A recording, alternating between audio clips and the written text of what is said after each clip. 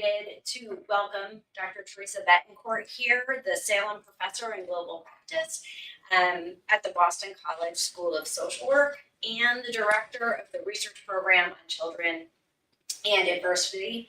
Dr. Betancourt's primary research interests are to understand the protective processes that contribute to risk and resilience in mental health and development of children and adolescents who face adversity in a variety of cultures and settings. Dr. Betancourt has many contributions, but the one that I will highlight that I think is most related to the conversation today is her intergenerational study of war and a projective longitudinal study of war-affected youth in Sierra Leone. That has led to the Youth Readiness Intervention, a group of mental health interventions for war-affected youth that demonstrate effectiveness in emotional regulation, school function, and daily function. This is a topic that for some will seem particularly salient due to the news and the coverage of the situation or the war between Hamas and Israel, but as Dr. Betancourt will tell you, it is unfortunately a topic that is everyday and evergreen in many places in the world. So Dr. Betancourt, welcome to UConn. Thank you. Thank you so much. Thank you for the kind introduction. So as you heard, I'll be talking about the mental health of war-affected children and families and really trying, I know UConn has amazing people in implementation science, mental health services research, but really in recognition of World Mental Health Day, I hope this talk can be a call to action for us all to play our part to contribute to bettering the situation. And so I'm just giving you a little background. I'll talk about what we know in the literature on the mental health consequences of war and forced migration on children and families with particular attention to mental health. And then I'll also talk with you about how my own work has moved from observational research, longitudinal research, into services research. But then realizing that given the numbers, given the scale of children affected and families affected, you can't stop at the randomized control trial. That you really have to push beyond that to, does it work, but how can this work at scale with quality? And so a lot of my focus in recent years has been on implementation science. And I'll end with a few key takeaways from that. So one thing just about my own background and interest in this work is it could be said that I grew up in a low resource setting. This is Bethel, Alaska, where I was born. It is a mainly Yupik Native Alaskan community, population 3,000. There are no roads to Bethel. You have to fly in. It's on the permafrost. No mountains, no trees either, as you see. And growing up there, I've seen things like 90 degrees below zero, including the year that the town's power generator caught on fire. And many of us had to take others into our homes who didn't have wood-burning stoves, who were dependent on electricity. So this is a place where collectivity really matters. This is a picture of my father and his favorite activity, helping other people get out of the snow when they're stuck. He's an expert. And collectivity was very much imbued in the Yupik culture, and became a really important learning for me to understand this collectivity as a resource for doing well despite adversity that is really part and parcel of living in that part of Alaska. And these native dancers are talking about their origin myth in the Yupik tradition. Really beautiful culture. And I'm so grateful to have grown up in it. So World Mental Health Day has been observed since 1992. It was established by the World Federation of Mental Health. It's officially commemorated on October 10. So thank you, UConn, for having an event and giving a shout out to the importance of raising attention to mental health globally. As we know from the Constitution of the World Health Organization, when we're talking about health, we're talking about a state of complete physical, mental, and social well-being, not just the absence of infirmity or illness. This is in the WHO Constitution. And with that broader view of health, we are facing a global mental health crisis for children and adolescents all around the world. I was honored to be on this UNICEF State of the World's Children report in 2021 as an advisor. It's called On My Mind, and it was all about child mental health globally and the really huge challenges young people are facing in light of wars and violence, as you just talked about with the Hamas-Israel war in Ukraine, ongoing, endless wars all around the world, the global pandemic, COVID-19, and then also the vestiges of climate change and anxiety and displacement and disasters due to climate change. It's now estimated that 1 in 7 adolescents globally experience a mental disorder, and suicide ranks among the 3 leading causes of death in young people, 15 to 44. But globally, only about 2% of government health budgets are allocated to mental health. So that's less than $1 a person. So our research program on children in adversity, I started this at the Harvard Chan School of Public Health. When I took the Salem Professorship at Boston College, I moved the whole lab over because I really wanted to expand and focus on implementation science, not just RCTs and NIH funding only, get creative working with governments. So our program is really trying to understand what are the processes that are leverageable or modifiable that shape mental health outcomes in kids, more risky trajectories or more resilient ones. And in doing this, we focus on strengths and capacities, not just psychopathology and deficits. And we're very interested in bridging this gap between what we know about the science of early trauma and adversity and its impact on child development and mental health, but what's done on the ground in low resource settings, which often tends to not be of the highest quality. But that's exactly where we need to do our highest quality work, are in these very low resource settings that have a lot of adversity. So another real sad part of our reality is in our lifetimes, we are facing the largest humanitarian crisis since World War II. And the numbers are just ballooning. The events in the news this week only contribute to this. You have 108 million people forcibly displaced at the end of 2022, over 35 million refugees, 62 million internally displaced, so within their own boundaries, and then 5.4 million asylum seekers globally. Children are 30% of the world's population, but they're 40% of people who are forcibly displaced. So to talk about children, adolescents, and young people is a very central issue. And as we're seeing in the Hamas-Israel war, the nature of war today is really becoming wars of destabilization, where homes are, civilian populations, homes, schools, medical clinics are targeted. And you often have the involvement of non-state actors or terrorist organizations or rebel groups who have little regard for international conventions or international humanitarian law. And the consequence are that their civilians are in the crossfire. And we see that for young people, yes, there are threats directly to just risk of life or injury, but also the implications for the developmental trajectory that's before them are entirely shifted. So what are the opportunities going to be for that young person growing up in a setting that's torn asunder by war? So we're talking about big numbers, 1 in 6 children living in a conflict zone. So this is why we have to shift to implementation science, not just RCTs. 468 million children living in conflict by 2022. And so when we think about the impact on child development, we have to go all the way back to Yuri Bronfenbrenner and think developmentally and ecologically. Certainly any one child's mental health outcomes are influenced by individual factors, age, gender, temperament, intelligence, but also what's going on in the family. Who's available to the child in terms of caregivers? What's the nature of caregiver mental health? What are resources for the family? And then you can't stop there. You have to think of the broader community. So what are opportunities for pursuing an education or a livelihood or having social support from other people in your life, not just your immediate caregivers? And then as we see in wars around the world, you have to consider the societal, the historical, the political context as well, and the meaning making about the war, how people understand what it means to arrive at a peace or healing or moving forward. And that differs dramatically from context to context. So I don't have to show you all the epi studies. There are so many and there's so many reviews. And we know definitively, of course, that children exposed to high rates of war-related trauma and violence suffer from elevated risk for traumatic stress reactions, depression, anxiety, risky behaviors as they move into adolescence. And so if you just take something like post-traumatic stress disorder, I've done work on child soldiers. If you look at studies out of northern Uganda, you have people using adapted diagnostic screeners anywhere from 27 to 35%. Betancourt's work in Nepal found 55% of former child soldiers he screened would meet criteria. And then just generally war-affected children, and you do work on violence exposure, you know what this looks like. Up to 30% of kids screened in Iraq, up to 60% of kids screened in Syria, Rwanda 62%.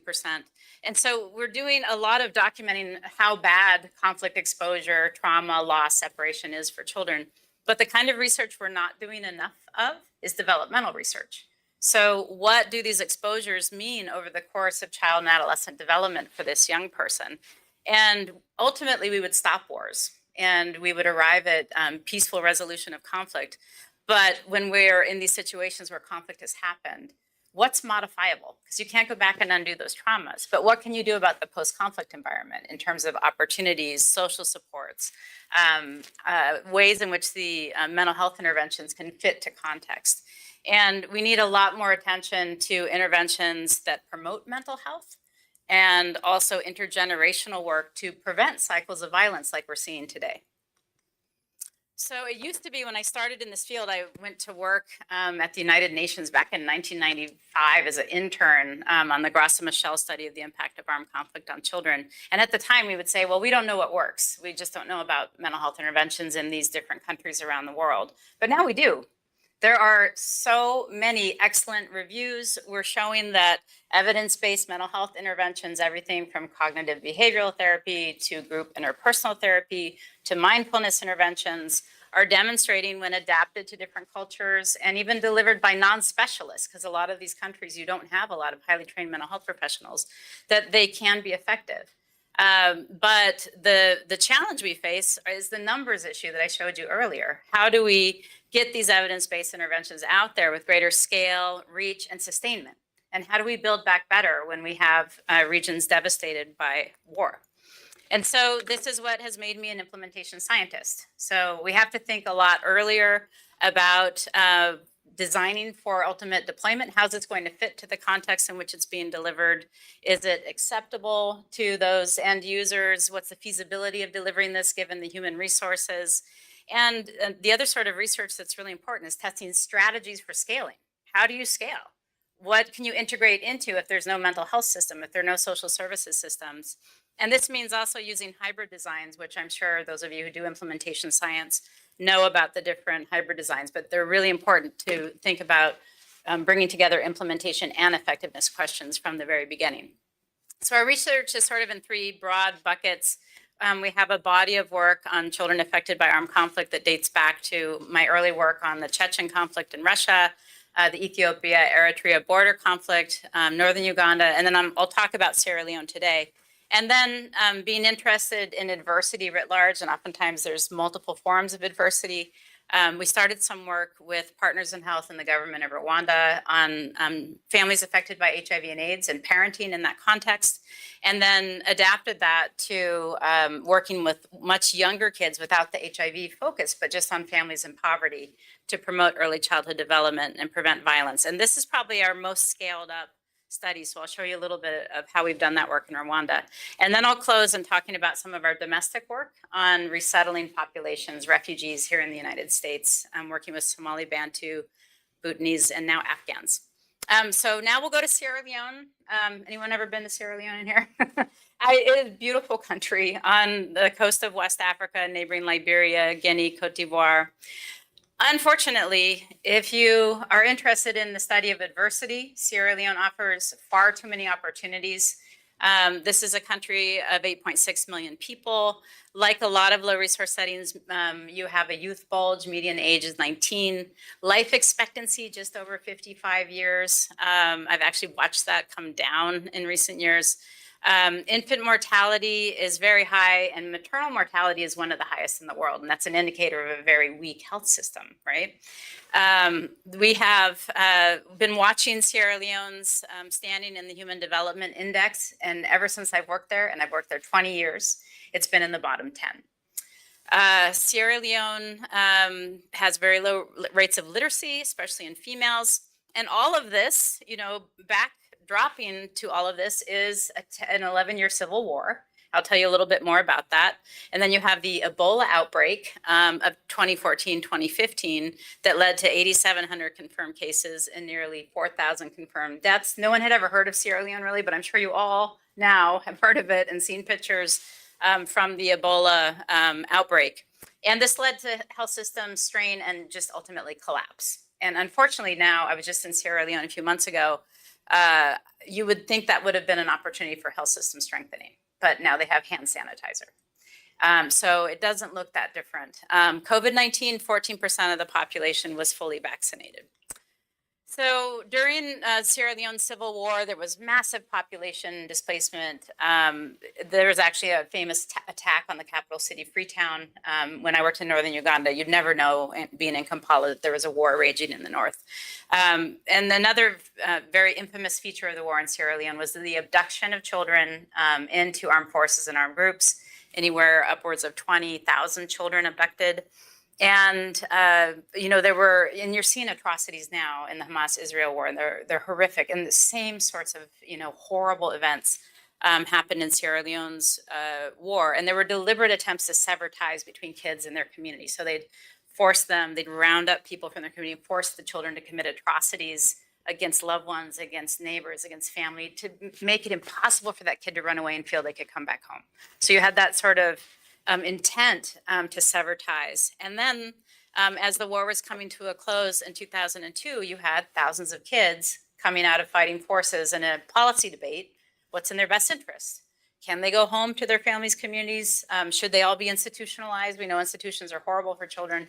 And it was decided, if at all possible, that they should return to their families and communities. They did tracing to, interview kids. Social workers would find out, who were you last with? Who might still be alive? What are your thoughts of going home? And then they'd also find people from, the tracing family members and ask them the similar questions. And then they would do community reintegration, like have these town hall style meetings where everyone would talk about how no one's hands were clean during the war. Everyone did horrific things to survive. And not all communities were ready. That was a way to take the temperature. And sometimes it wasn't safe for kids to go back to certain communities. The other phenomenon is lots of kids went home without any formal services. They didn't go through these beautiful interim care centers. This is one I spent a lot of time at. It was run by the International Rescue Committee with the government of Sierra Leone. And I love this painting, having worked with kids using art and therapy, because it just represents this beautiful, joyful place. And I've been to that center, and I would always think of it as so dingy and shot up. And but here it's children playing in the yard. And these interim care centers really helped kids have a sense of stability and safety, but going home was the really important part of the picture. And so we were fortunate working with the government and reintegration programs to get rosters of kids who'd gone through these interim care centers. And we took, through an 8-month active period of reintegration, we took the full roster of kids and invited them, if they were under 18, to be in the study, anywhere from 10 to 17. And our full sample, if we could retain them all over time, is 529. They were all 10 to 17 when they were enrolled. And a third of the sample is female. Because unfortunately these centers mainly served boys, because there were strange rules about you got to turn in a gun and the girls weren't allowed to have guns. And we've had follow-up in 2002 as baseline, 2004 was wave 2, 2008 was wave 3. Now around the Ebola outbreak in wave 4, 2016, 2017 was wave 4. We were slowed down by Ebola. And now we're in wave 5. So this is our second RO1, this time from the National Institutes of Mental Health. And we'll be looking at some of the ways in which stress gets under the skin, stress biology, contributing to longer term health, and parenting, intergenerational issues. So just to show you, the kind of trauma in this population, average age of abduction of kids who had gone through those interim care centers had been labeled as, we say KFOG, children associated with armed forces and armed groups. Average age of abduction was about 10. So taken from their family at age 10, and average length of time with fighting forces being socialized by an armed group, 4 years.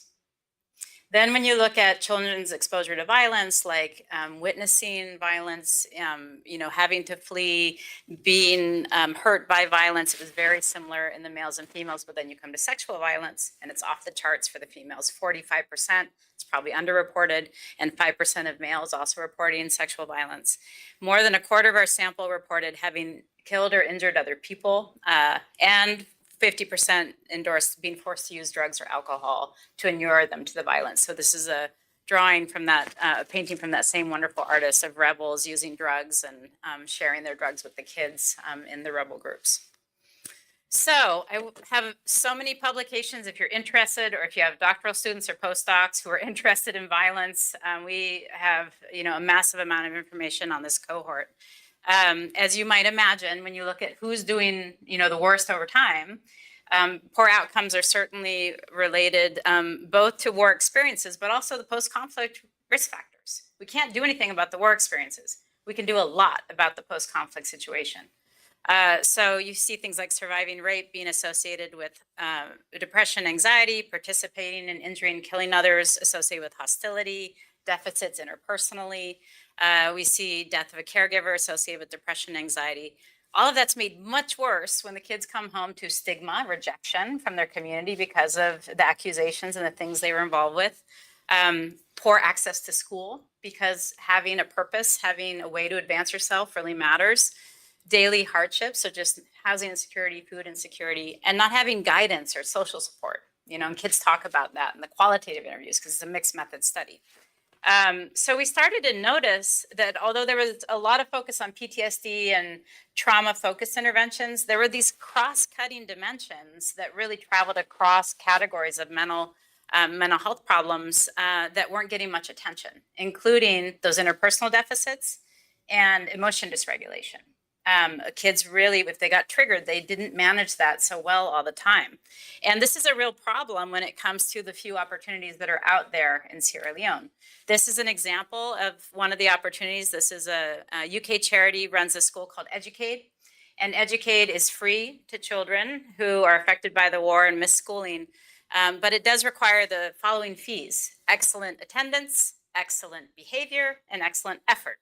So with all I just told you about trauma and its consequences, a lot of kids actually can't pay those basic fees. And so you have this need for readiness, like this bridge between the opportunity and our kids performing and able to interact in a way that lets them take up the opportunity. So we developed an intervention that we call the Youth Readiness Intervention. We don't use the word mental health. If you say mental health, policymakers in Sierra Leone, their eyes kind of gloss over. So we're really trying to find a framing that can help policymakers understand. This is about getting young people ready to take up life opportunities. And we're drawing common practice elements from evidence-based mental health interventions that have been used in children exposed to violence and adolescents. So it's drawing components from cognitive behavioral therapy, from group interpersonal therapy, and from mindfulness-based practices, which I'm really excited to hear about all the work going on at UConn on that. And it has this sort of trauma-informed flow from stabilization to integration of skills to connection with others. And our 6 main components, and they're meant to be things that non-specialists can do. Sierra Leone has 8 million people, 3 psychiatrists, and that's better than it was. It used to be 1 psychiatrist, and now there's 8 in training. But you can't expect that these interventions will be done by highly trained mental health professionals. So you have to think about what's do no harm, what's feasible, and effective in this sort of a setting if non-specialists using task sharing, task shifting were to do it. So our components include psychoeducation about trauma and its effects on your sense of self and your relationship with others, skills in emotion regulation, learning what your triggers are, using grounding techniques from mindfulness, also using deep belly breathing to help calm yourself when facing triggers. From CBT, we use elements of cognitive restructuring, sort of challenging negative perceptions of the world around you and yourself. And reframing those, and then behavioral activation, which has a huge evidence base for reducing depression, just being busy in the presence of others. And then once we've sort of stabilized and we've got a set of skills, we really start working on those interpersonal skills using the group. And we have a boys group and a girls group, or a men's group and a women's group. And we've tested this intervention everywhere from age 15 to 30 now. And they use the group to practice like a role play, like having a conflict with your work supervisor, or having an argument with someone in your family. Like, how can you communicate better in a productive way to solve problems? And then we also use sequential problem solving to set SMART goals. They're time limited, they're achievable, and then break them down into their baby steps. How can you move towards these goals and use the group to get advice and help one another? So this is our first publication from the RCT. It was published in JCAP. And you see pre to post intervention, we had significant effects. This is the Educate program. So kids either got a scholarship to go straight to Educate that you just saw the picture of, or they got the readiness intervention and then they went to the school program. We see in those who got readiness and school significant improvements in emotion regulation. Also pro-social interpersonal behaviors and skills, improved day-to-day functioning, and improvements in social support. What was exciting though was that when we didn't tell teachers who were in the intervention group or the control group, and then we had a teacher survey. And we found that not only based on attendance records were kids who got readiness 6 times more likely to persist in school, there was a teacher rating effect, that they were better behaved in the classroom, teachers perceived them as better prepared and behaving better. And here's a young woman who was in our trial. I didn't know how to interact with people. I was so aggressive, but since I went through the youth readiness intervention, my life has changed. So this got us thinking, okay, so the school environment is one platform for integration that could reach a lot of kids in this post-conflict setting. What are other platforms where we could integrate this mental health intervention that have reach? And a lot of kids in Sierra Leone don't get to go to school. And senior secondary, you have to pay. So what we realized were opportunities were livelihoods programs. So you had the World Bank, you have these big development agencies doing livelihoods trainings, employment, entrepreneurship programs for youth. And so we wrote a grant to the National Institutes of Mental Health, and these were big implementation science hubs. If you're interested in global mental health implementation science, scan this QR code because they funded these U19 hubs all around the world. We had the West Africa hub. They were funded in Latin America and Asia and other parts of sub-Saharan Africa. We were originally going to do this project with the World Bank, and then as you know, in the real world, implementation science is real world. World Bank changed their program, switched directions. So then we developed a partnership with the German development agency, GIZ. And GIZ, instead of our original program, they were out in the rural areas, 3 rural districts of Sierra Leone. And they had this psychosocial component to an entrepreneurship program, but it wasn't evidence-based. So we convinced them, hey, how about you bring in our evidence-based group mental health intervention into your entrepreneurship program? And we look at outcomes related both to mental health, but also that entrepreneurship performance.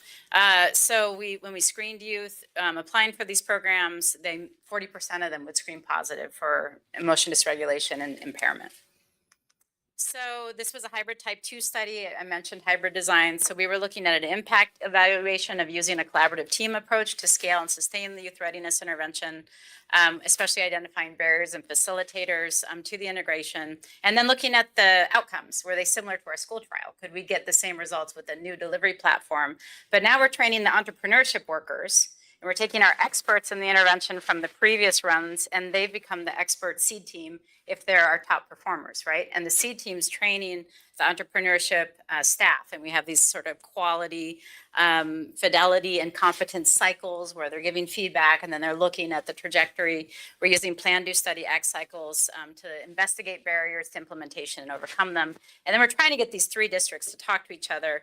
That was a bit of a nightmare because we were in this really rural part of Sierra Leone that's off the grid. So phones didn't work half the time, forget it for Zoom, and you couldn't get physically in, across the sites.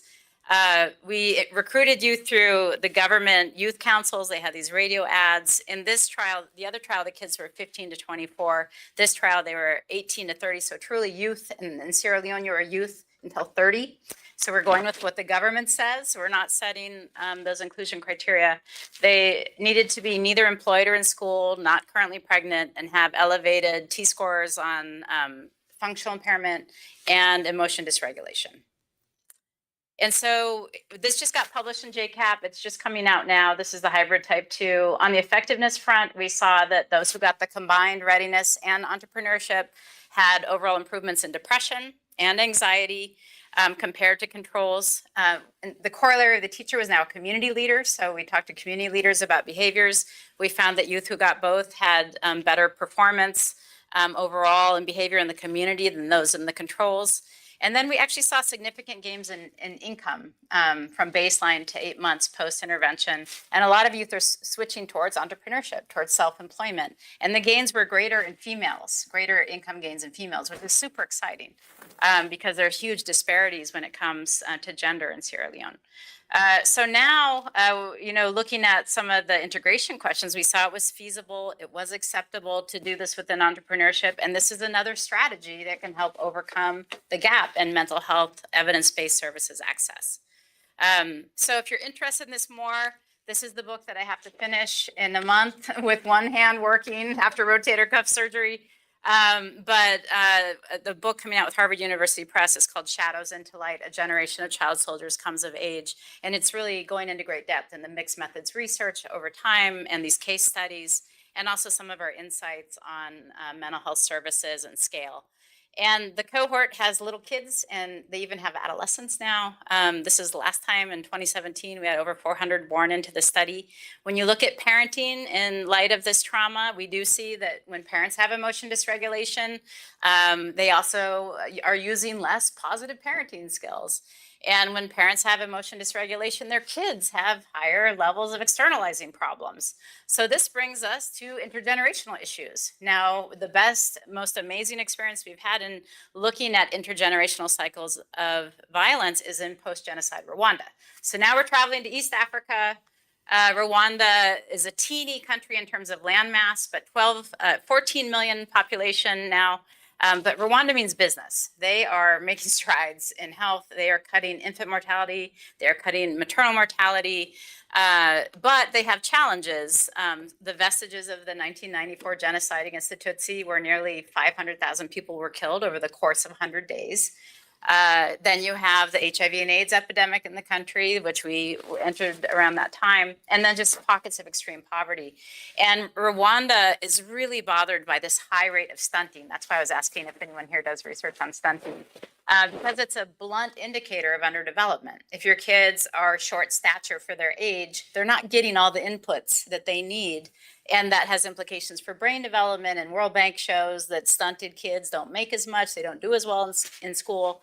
But so you've got this country that wants to change this, and they have massive political will, and they've invested in these big fancy ECD centers all around the country, and they've got a very decentralized system of government. So we were doing parenting programs in the context of HIV and AIDS, and I was also writing with people at WHO about the possibility of integrating violence prevention with early childhood development. It's often the same families, same stakeholders, same interventionists, that we shouldn't just do one at a time. So this led to the development of the intervention we call Sugira Muryango, or Strengthen the Family. It's focused on children under the age of 3.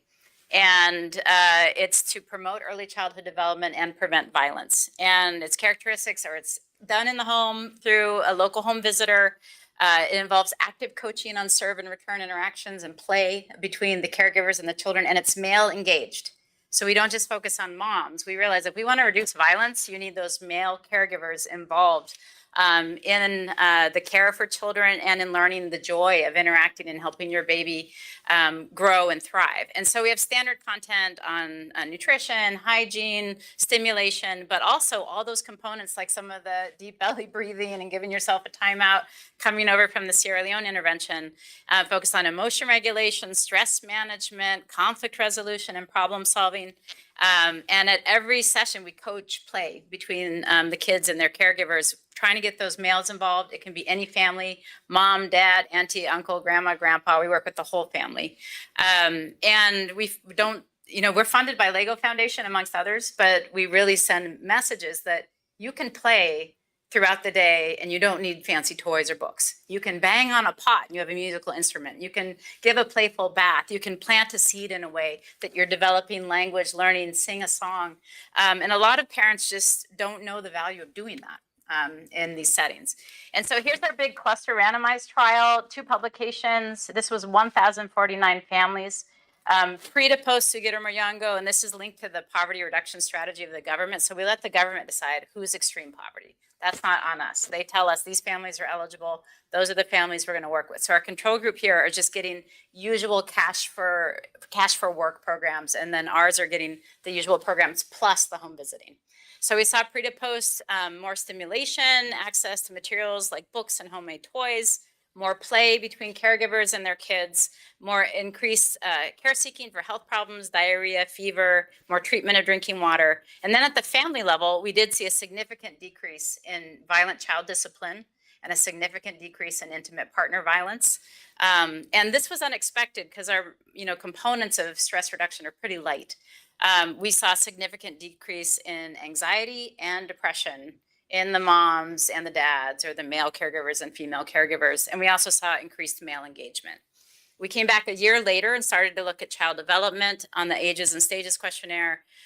We saw for children, there was an effect on children's motor skills, being higher in those who got the intervention, communication skills, so language, problem solving skills, as well as the personal social. And all this is under the bucket of school readiness, like being, formative education, being ready to transition to formal schooling. We also were really thrilled to see that the violence reductions continued. Intimate partner violence was still significantly lower in the intervention groups, as was harsh child discipline and higher male engagement. So with that kind of an evidence base, we could now go back to the government and say, you're serious, Rwanda. You're invested in early childhood development. How are we going to get interventions like this out there? But it's a poor country. So one really fortunate workforce that we had were called the Friends of the Family Workers, because when deinstitutionalization happened in Rwanda and they shut the orphanages, they needed these caseworkers to help kids go back to family-based care or kinship care or foster care. So they have 2 in every village, but they are volunteers. So this is a problem for us because we don't really believe in people doing this hard work as a volunteer, but we can't set that. It's the government. They don't have the budget to put them on salary. They have an evolving system with community health workers. They're trying out new incentives. I think they're going to harmonize eventually. But we were able to secure an MOU with the government to train the Friends of the Family Workers of the Inshuti Zurumuryango, the IZUs. And that is a pathway to scale because they are fully scaled. But we have no ability to choose them. So sometimes they're like 80 years old and they've never played, and or they've got very old school ideas, and you've got males and females. But we've got to work with this workforce if we want to think about scale. So we came up with this really ambitious project to try to reach 10,000 households. And we call this the Play Collaborative. It's building on some of that collaborative team approach from Sierra Leone.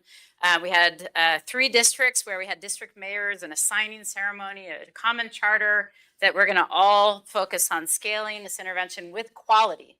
And then we also have these meetings called Play Collaborative meetings, and they happen at every level of the implementation ecology, so that we're studying implementation barriers, we're coming up with solutions, and then we're passing those on to other sites.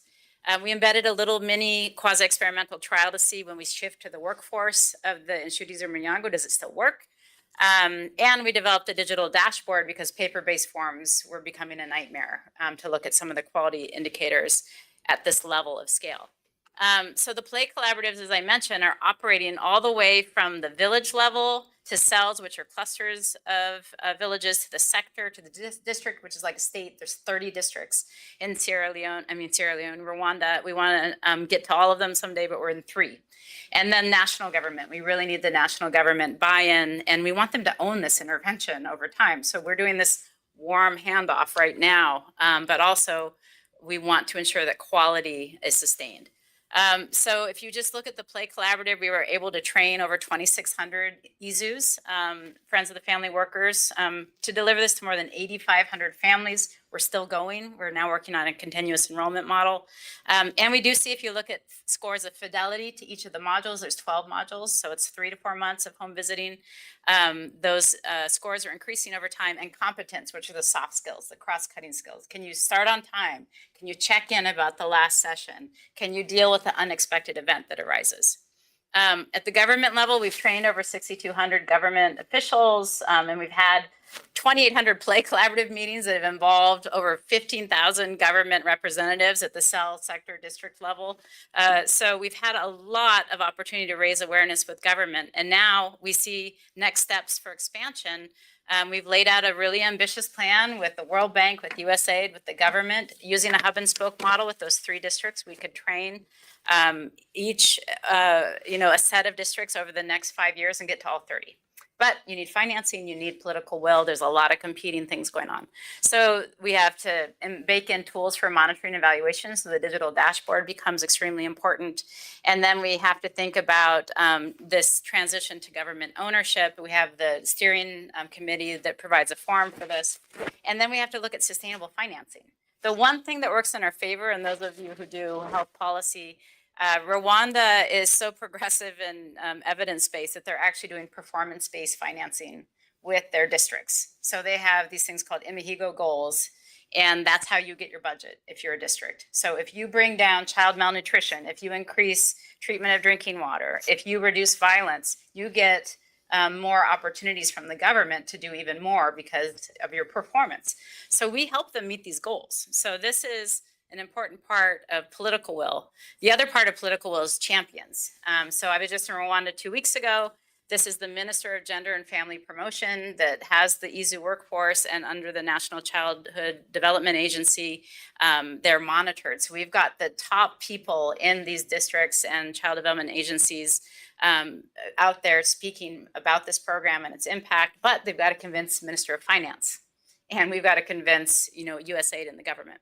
So now just to close, so we can have a little time for discussion, I want to talk about this theme of what we call sort of reverse innovation or mutual learning. So how do you take all of these things we do in low resource settings globally and do them here? The things I do in sub-Saharan Africa would work really well in Bethel, Alaska, actually. And I've, really toyed with the idea of going back to my hometown, but it's too spread thin. But I want to collaborate with people who are interested in how do we bring these things back to address disparities, health disparities in the US. So our work with refugees in the US has really been strongly under the auspices of community-based participatory research, where we're trying to break down those power differentials between the Ivory Tower University and the community partners. And we've been doing this work since 2004. It started when lots of Somali Bantu refugees were flooding into the public school system in Boston, and they were getting labeled as having behavioral problems because they were right out of refugee camps. So the teacher would say, line up for art supplies, and the kids would come pushing and shoving. And then the teachers would say, these kids are so badly behaved. And then their parents don't come to parent-teacher night. But in the Somali culture, it's offensive to get into the hair of the teacher and tell them what to do. You are respectfully distant. So there's just huge misunderstandings happening. And they asked us to come in and do some consultation with the public schools, which we did. And then I met Awais Hussein, who is a community leader of the Somali Bantu. We started writing grants together, and we wrote these CVPR grants to NIH, and we got funded for a planning grant, and then we got a follow-on R01. And the idea is to co-develop parenting interventions by refugees for refugees. And a big part of this are community sensitization and outreach events, and also community advisory boards. So we set up adult advisory boards, but also youth advisory boards, because we're focused on school-age children. And they are our cultural advisors. They help us with implementation barriers, and they make sure that we're doing our best work at every step. CVPR hasn't been used a lot in research with refugee communities, but it's quite powerful because of the stigma around talking about mental health in a lot of cultures. A big part of what we do is trying to learn local language so we can talk about mental health in ways that are not stigmatizing, and then use those protective resources in our interventions. So these are just some examples of super simple qualitative methods that we train refugees to do in their community, like free listing. So we don't talk about mental health. We just have them go out there and say, what are the problems of refugee children in this community? And you start to hear about lots of problems, like the bus doesn't come to our neighborhood, and we don't like the food. But you also hear about problems of thinking, feeling, behaviors. Our kids feel lonely. They're getting into fights. People are teasing them. They're overwhelmed by skill work. And then we ask about protective processes. What helps when a child has these problems? What do children and their parents do, so we can understand some help-seeking behaviors? And then we go into more in-depth key informant interviews to understand the syndrome terms that are non-stigmatizing, and use those words. So instead of like an interpreter at the medical encounter taking a Western concept like your child has major depression or has a depressive disorder or a conduct problem, we're using their words because they have words to talk about these different mental health problems. Here's an example from the Nepali language that the Bhutanese refugees use, which is dukit, which is a depression-like problem. And here's a female from our key informant interviews talking about this. When their wants are not met, their heart-mind may have been hurt. So that idea of the heart-mind is very important in the Bhutanese culture and Nepali language. Here's from the Somali Bantu Mai language, Asawaladin, which is a behavior problem, a conduct problem. When interviewed about Asawaladin, once we got the cover term, we get its indicators, so you can actually look at what tools could assess this. They always fight. They feel like everybody hates them. So instead of going and talking about our, U.S. ideas, we're using their words. And the thing I'm most proud about this AJPH article is the clinicians who are working with the refugees were flipping to our tables in the back and using the words and talking to families and helping to engage them in mental health services. But we need people who know that culture and language to do services, and we need to get in there earlier with prevention.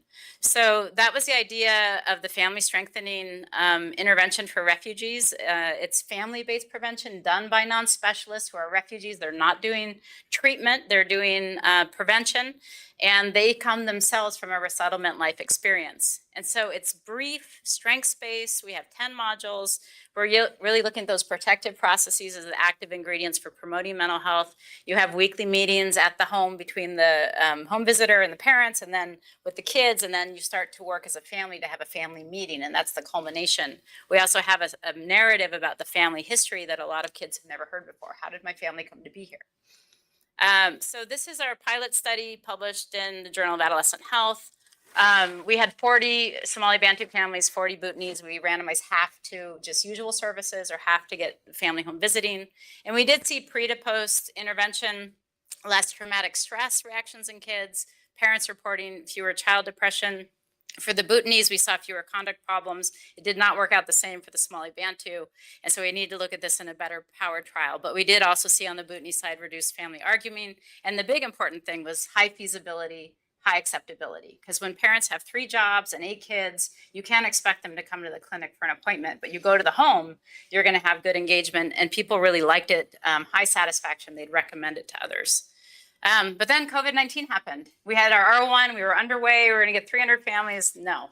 And we had to pivot because it's a CBPR, right? So when the community has needs, you can't say, well, that's in the way of my study. So we had a lot of strong relationships with the community. We had to pivot and do a lot of psychoeducation about COVID, about vaccination. They have different sort of tech use. So the Bhutanese use Facebook Live.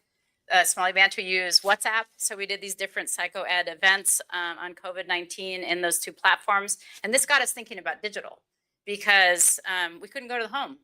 And we would call on FaceTime and the families would hold the FaceTime to their ear and we couldn't see them. So we thought, what if we had a tablet, we could ship it to the home? And what if the home visitor then could, instead of paper manuals, have a tablet?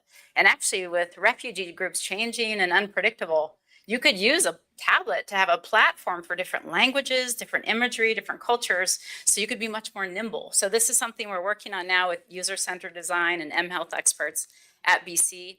Another pivot was the Afghan resettlement when the government of Afghanistan fell to the Taliban in 2021.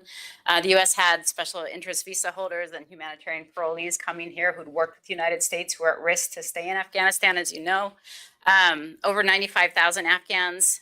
40% have young children, and they're going right into the public schools. So this is an opportunity for prevention and thinking of prevention services. And of course, they've had acute recent trauma, like we're seeing in the Hamas-Israel war or Ukraine. And so we had to think about, well, does the intervention still fit or what adaptations are needed?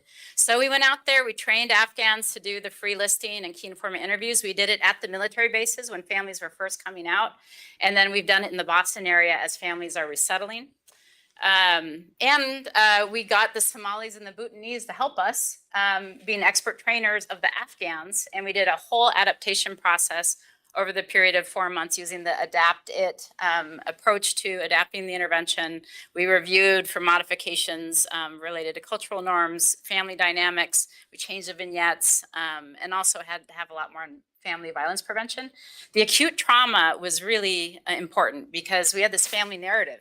Tell us the story of your family. And it was beautiful for people who had resettled in the 90s. Not a good idea for acute recent trauma. So we had to really use more of the centering in the now coping skills for Afghans. And in terms, we're just now finishing a pilot in Maine with Afghans doing this intervention for Afghans. Certainly some of the lessons learned, mental health is not front and center for parents. They've got a lot on their plate, housing, jobs, but they're really overwhelmed by the US public schools. They have no idea. They're coming out of Afghanistan where you didn't have co-ed schools. And there's all sorts of gender dynamics and discomfort of the young girls. And tremendous stigma around just talking about mental health challenges. So having someone who speaks Dari and Pashto come to the home and help you learn about the US public schools and how to navigate, help you learn nonviolent ways to interact with your kids and use positive discipline has been really powerful. We've tested 2 types of home visitors, those who came from the evacuation and those who are first-gen Afghans. So they speak Dari Pashto, but they've never been to Afghanistan. That's different than what issues arise, right? Because you have acute trauma for those who've been through it themselves, and they need a lot of support around boundaries and burnout prevention. Same for the others who are first-gen, but the first-gen, the gender issues, and they've grown up in the United States, seen women have rights, and now they see these more traditional families, and that can be a real challenge. So you need a lot of supervision. So we have on-site weekly supervision, we have a supervision, cross-site, and this has been quite an extremely amazing project, and we've been asked by the state of Michigan to come out and train their agencies. We're now scaling the program also to Michigan, and we've started partnering with the International Rescue Committee on technical assistance.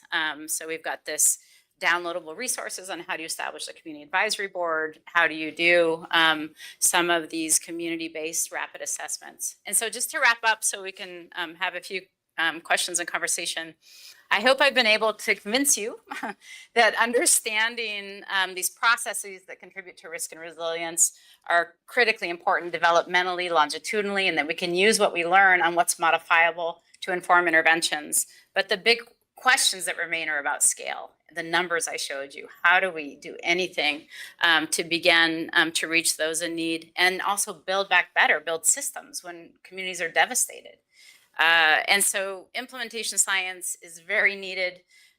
We need to look at integration into innovative delivery platforms when there aren't systems, and that's usually the case, certainly in places like Sierra Leone. And there are opportunities. Education systems, livelihood, entrepreneurship, nutrition programs. I showed you Rwanda, poverty reduction strategies can be a platform for integration. But as we move to non-specialists and we test new forms of integration, we need strategies to ensure quality. So we have to have these strategies for quality improvement and monitoring so we don't have voltage drop or do things that are harmful out there. And this also requires enabling policy environments. So that means relationships with governments, with the big stakeholders, with civil society. And I guess the take-home message of this work, I mean, working in the most difficult places possible, is that it's innovation happens. And if you can do it in these settings, you can do it anywhere. So with that, I'll wrap up and thank you. I'll say we're hiring. So send your postdocs. We've got an Achieve D43 training program for people who want to work in sub-Saharan Africa. We have jobs within our refugee program. We'd love to collaborate. And just thanks for having me here today in honor of World Mental Health Day. Thank you.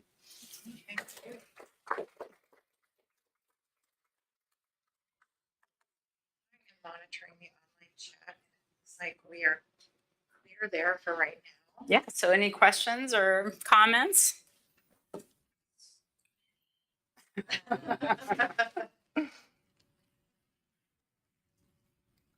yes, I can start with one. First of all, thank you. Yeah.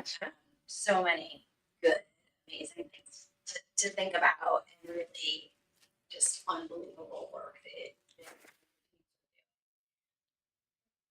you know, you're talking a lot about implementation and so and the scale, right? The program that's scaling up to 10,000. Yeah. Right. What sort of monitoring tools are you using or having? You know, how are you just both logistically and are they custom tools? Are they self-assessment tools? Are they observational tools? How are you getting assessment? Yeah, great question, because self-assessment has its limits, right? So self-reported fidelity, incompetence isn't, the most valid way to go. So we actually have experts from the SEED team who have done the home visiting intervention themselves show up once unannounced and once planned. Okay.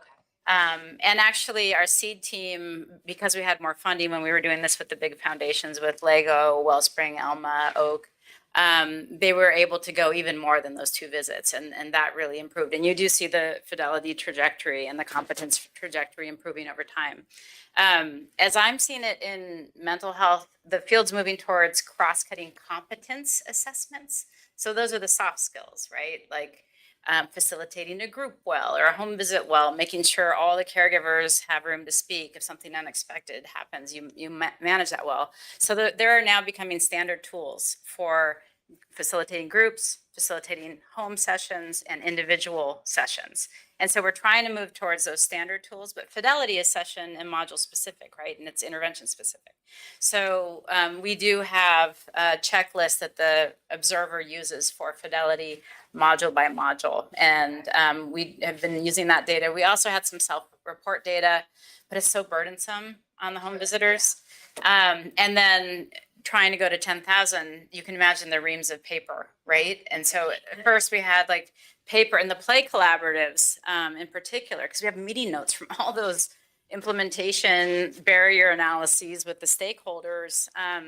And it's almost just information overload, we were thinking, can we use AI to go through this, especially if it's in English, if it's in Kinyarwanda, there are a lot of bright Rwandans who can, write AI code. But we've been trying to think of how can technology help. So we actually put in an R01 to test this digital dashboard so that we could make it much easier for that data to be captured. Because originally with the paper forms, they were filling out fidelity and competence, and someone would photograph it and then it would get uploaded, the scan, and then you can't do anything with it. So if they can fill it out in a red cap system or something like that, then we can quickly sort of collate the data. So that's what we're doing now. In the digital dashboard, it can work on a smartphone. Rwanda is not like Vietnam where everyone has a smartphone. Like you have flip phones, you have like Nokia flip phones, but if we can budget it for the SEED team experts, the supervisors, and then the government oversight folks, you could even have other resources on the smartphone, like training videos, like, oh, remember when we talked about your session on emotion regulation and we role played some stuff? Let me show you also a video of someone doing that component really well. So we think there's a lot of promise in using digital technology, but the issue in Rwanda is a poor country, and everything we do that's innovative like that has a cost. And if we want the warm handoff and we want the government to take the program over and own it, it has to be as affordable as possible. So all our bells and whistles have to be that sort of fit to context question. The original intervention was 25 modules. Some of the famous child development programs like Reach Up in Jamaica are a year. We had, not even a year, and the government said, no way too long, cannot do this. And so we cut it in half. It's now 12 modules. So every decision we make is about cost. And now we've got a lot of evidence for return on investment. So not only do you have the trial, the embedded trial showed good effects, but it had COVID. So we lost some effects like IPV. We didn't get the effect on IPV, but these are the child protection workers doing it. It could have been a COVID thing, so we have to look at that again. But we are seeing longitudinal effects. So we followed the CRT sample 4 years later. We're still seeing an impact. And we also see a spillover to other kids in the house. So a baby born later and older kids are benefiting from less violence and better parent-child interactions. So if you start to think of making the return on investment argument to government, it becomes stronger and stronger. But they've got to think about everything else going on in there. Yeah, exactly. So that's where World Bank, USAID, and we now have a small grant from World Bank to test continuous enrollment, and USAID has also been a partner all throughout this, and they funded that longitudinal and spillover study, as did Lego. So the partners in Rwanda have been amazing. So we're hopeful, but it would be a life's work.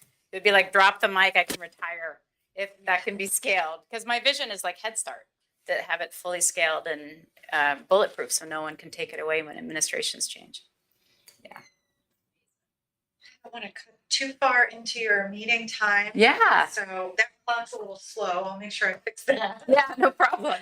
Yeah, I was watching that clock. Yeah, I know. No, I just don't want to cut into. Yeah. For your meeting. Yeah, sure. So I think that say we can wrap it up. Yeah, Allow thank to you. have the room. And I know, Jennifer, you have to shoot out. Yeah. Oh my goodness. I'm sad that I know. I'm sad you have to leave too. Well, Yeah. very Well, you have my email, Yes, right? we will. Yeah. Yes. So thank you. Yeah, very my much. pleasure. Thank you all for coming online and in here. Thank you.